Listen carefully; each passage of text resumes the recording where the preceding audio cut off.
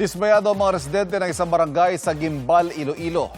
Katatayo pa lang kasi ng dike, sira agad ito kasunod ng malakas na ulan kamakailan. Nakatutok si Zen Kilantang Sasa ng GMA Regional TV. Mahigit isang taon pa lang mula nang maitayo ang dikeng ito sa Barangay Kamanggahan sa Gimbal, Iloilo. Pero nang bumaha kamakailan bunsod ng ulang dala ng habagat, ang proyektong nagkakahalaga ng 48 million pesos wasak na. Tingin ng mga residente, tinamaan ng mga inanod na kahoy sa ilog ang dike kaya nasira. Namon nga na bala nga kibot kay naano lang sang kahoy tapos gulpi lang siyempre giniport namon dayon sa barangay, gipicturan para gusto nga ma-aksyonan dayon. Naiulat na ang insidente sa Gimbal LGU at sa DPWH Iloilo 1st District Engineering Office. Hindi nagpaunlak ng panayam sa GMA Regional TV ang DPWH Iloilo 1st District Engineering Office. Pero ayon sa hepe ng kanilang construction section, gagawin ng kontraktor ang napinsalang dike. Panawagan naman ng barangay sa kontraktor ng dike. Manami, ginmandan ko pag-uon. Nami, ginmandan ko pag-uon eh. Kaya siyempre, kung pag-uon, kagang mamugarilay man ang tao, may dike gani, parang protection.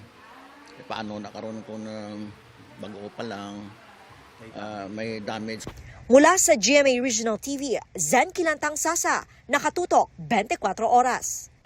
Inimbitahan ni Senate Minority Leader Alan Peter Cayetano si Senator Ping Lacson sa Taguig para makita ang umano'y maanomalyang flood control projects doon. Sa isang Facebook Live, sinabi ni Cayetano na makikita ni Lacson na nakatayo ang mga proyekto. Handa rin daw si Cayetano na sagutin ang mga alegasyong ibinabato sa kanya sa bagit na walang ghost project sa Taguig. Ang sagot ni Lacson, pwede siyang pumunta ng Taguig kapag maayos nang naipatupad at malinis sa korupsyon ang flood control program doon.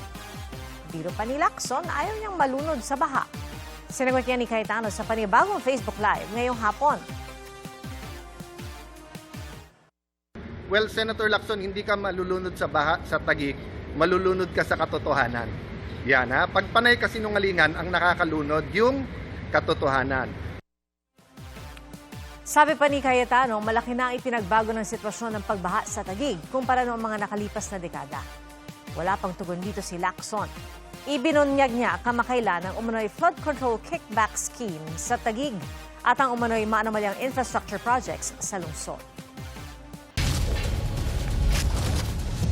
Ang pagkamatay ng karakter ni Shuvi Etrata na si Tonet sa The Master Cutter, umani ng iba't ibang reaksyon mula sa viewers ng GMA Prime series. Marami ang nagulat, nalungkot at nasaktan sa hindi inaasahang plot twist.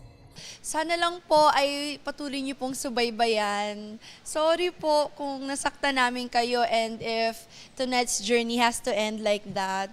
Pero may mga napapanood nga din akong mga kapuso natin na necessary din yung pagkamatay ni Tonet para ma-open pa ang mga character arcs ng iba't ibang dimension ng mga character ng The Master Cutter. Maging si Shuvi nalungkot din dahil napamahal na raw sa kanya ang pagganap bilang Tonet. Pero kung may namaalam, mayroon daw bagong darating. Ilang araw din po akong umiyak, pero ganun po talaga ang buhay. May nawawala, may bumabalik, may darating na bago. Di natin alam kung sinong darating, pero abangan nyo. Kung nawala man si Shuvi sa The Master Cutter, mapapanood naman siya soon sa kapuso medical drama na Code Grey with Asia's multimedia star Alden Richards. Mayroon din silang upcoming digital series ng kanyang TDH na si Anthony Constantino. Mamimiss naman daw si Shuvi ng kanyang co-star sa serye na si Polo Ravales na gumaganap bilang Paldo. Kahit kami, nagulat kami na mamamatay siya. So mamimiss ko yung mga eksena namin. Pero of course, I'm so happy na nakatrabaho ko sa Shuvi. Napakagaling na artista. Napakabait, napaka-humble. And ang latest episode ng The Master Cutter, umani rin ang mataas na ratings. Kaya masaya raw ang lahat ng bumubuo sa serye sa patuloy na suporta ng mga kapuso viewers. At hindi raw dapat bumitiw dahil marami pang twists and revelations na dapat abangan. we are so proud and happy na na mataas yung rating namin, and super sarap kasi talagang pinaghirapan ng buong production yan eh.